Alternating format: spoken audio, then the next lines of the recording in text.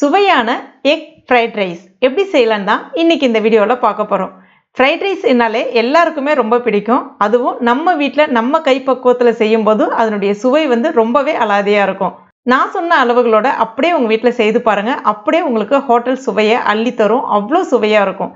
இது இப்போ நம்ம எப்படி செய்யறதுன்னு பார்க்கலாம். வெல்கம் டு டுடே சமையல்.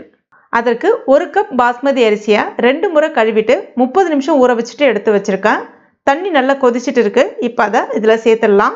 கூடவே 1 டீஸ்பூன் எண்ணெய், கொஞ்சமாக உப்பு சேர்த்துக்கலாம்.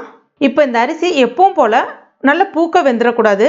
ஒரு 90% வெந்தால் மட்டும் போதும். ரொம்ப வெந்துருச்சு அப்படின்னா சாதம் கலந்து விடும்போது உடஞ்சி போயிடும், நல்லா இருக்காது. இப்போ பாருங்கள், இந்த மாதிரி இருக்கணும், பார்த்துக்குங்க. இப்போ இதை தண்ணி நல்லா வடிச்சிட்டு ஆற வச்சுட்டு எடுத்து வச்சுங்க. அடுத்ததான் ஒரு பேனில் 2 டீஸ்பூன் எண்ணெய் சேர்த்துக்குங்க. கூடவே 4 முட்டையை உடைச்சிட்டு சேர்த்துக்குங்க. கூடவே 1/4 டீஸ்பூன் மிளகு பொடி, கொஞ்சமாக இதற்கு தேவையான அளவுக்கு உப்பு சேர்த்துட்டு எல்லாத்தையும் நல்லா ஒரு முறை கலந்து விட்டுக்குங்க. அந்த முட்டை எல்லாமே கொஞ்சம் வெந்து, அதாவது சாஃப்டாக வரணும். ரொம்ப ஹார்டாக ஆகிற மாதிரி பண்ணிடாதீங்க.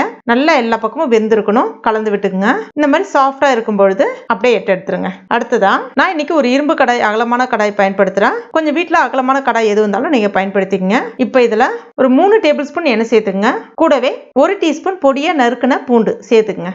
கொஞ்ச நேரம் அது பச்சை வாசனை போகிற அளவுக்கு வறுத்துக்குங்க. அடுத்ததான் ஒரு மீடியம் சைஸ் வெங்காயத்தை நீல வாக்கில் கட் பண்ணிட்டு சேர்த்துக்குங்க. இப்போ இதையும் நல்லா வதக்கி விட்டுக்கலாம். வெங்காயம் ரொம்ப சிவந்து வரணும் அப்படின்னு கிடையாது, கொஞ்ச நேரம் வதங்கினா போதும், கண்ணாடி பதத்துக்கு. அடுத்ததான் காய்கறிகளை சேர்த்துக்கலாம். நான் இன்னைக்கு நீல வாக்கில் கட் பண்ண குடைமிளகாய் பாதி, 1 கேரட் நீல வாக்கில் கட் பண்ணது, அடுத்ததான் 1 கைப்பிடி அளவுக்கு முட்டைக்கோஸ். உங்களுக்கு தேவைப்பட்ட நீங்கள் கொஞ்சமாக பீன்ஸ் கூட சேர்த்துக்கலாம். நான் இன்னைக்கு சேர்க்கல. ஒரு முறை கலந்து விட்டுக்குங்க. இதுக்கு தேவையான அளவுக்கு மட்டும் கொஞ்சமாக உப்பு சேர்த்துக்குங்க. நல்லா கலந்து விட்டுங்க. ஒரு 2லேருந்து 3 நிமிஷம் மட்டும் நல்லா வதக்கி விட்டுக்குங்க. காய் ரொம்ப நேரம் வதங்கக்கூடாது. கிட்டத்தட்ட ஒரு 80% வெந்தால் மட்டும் போதும் காய். இப்போ பாருங்க, இந்த மாதிரி.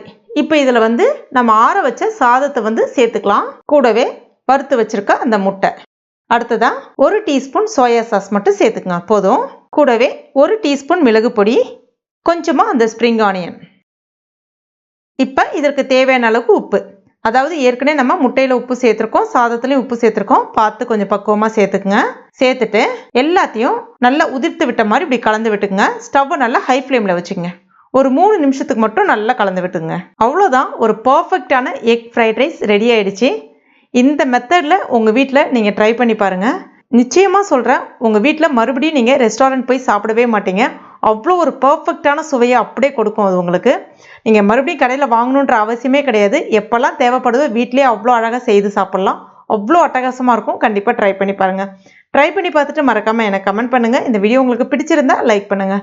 உங்கள் நண்பர்கள் மற்றும் ஃபேமிலி மெம்பர்ஸ் கூட மறக்காமல் ஷேர் பண்ணிங்க. மேலும் இது போன்ற டேஸ்டி ரெசிபிகளுக்கு நம்ம டுடே சமையல் இது வரைக்கும் நீங்கள் சப்ஸ்கிரைப் பண்ணலன்னா உடனே சப்ஸ்கிரைப் பண்ணிங்க. கூடவே மறக்காமல் அந்த பெல் நோட்டிஃபிகேஷன் சிம்பிளை ப்ரெஸ் பண்ணிங்க. தேங்க்யூ.